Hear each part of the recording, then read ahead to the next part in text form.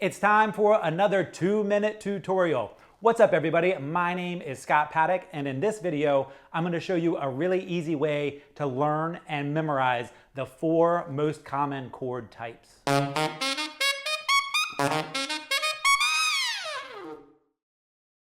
Before we start the tutorial, if you are new here, please make sure that you hit the subscribe button, give me a thumbs up, and click the bell for notifications. And if you enjoy this tutorial, make sure you leave me a comment below. Let's start the 2-minute tutorial right now.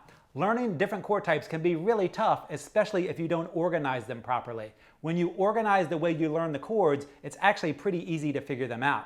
So when we're talking about a chord, we're talking about the 1st, 3rd, 5th, and 7th of the scale. So if you're talking about your major scale, like the G major scale, your chord tones would be the 1st, 3rd, 5th, and 7th notes in that scale, which would be G, B, D, and F sharp. The first chord is the major 7th chord, which is made up of the 1st, 3rd, 5th, and 7th degrees of the major scale. Now we can take this major 7th chord and very easily turn it into a dominant 7th chord just by lowering the 7th degree by a half step. So in the key of G, we would take the F sharp and lower it to an F natural. So your chord tones for a dominant 7th chord, a G7 chord, would be G, B, D, and F.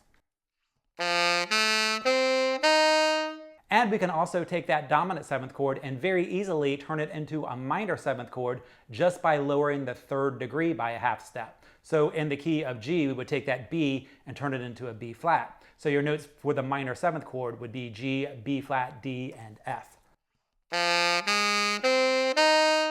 And we can take that minor 7th chord and very easily turn it into a half diminished chord by lowering the 5th degree by a half step. So in the case of G, we would take that D and lower it to a D flat. So your notes would be G, B flat, D flat, and F.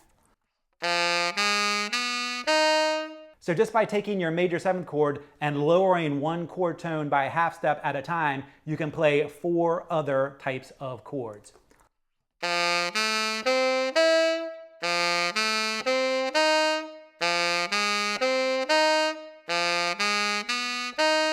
If you use this method to organize the way you learn your chords, you will know the 4 most common chord types in all keys in no time at all. If you'd like to check out my full-length YouTube video on how chord symbols and chords work, I'll put a link in the video description.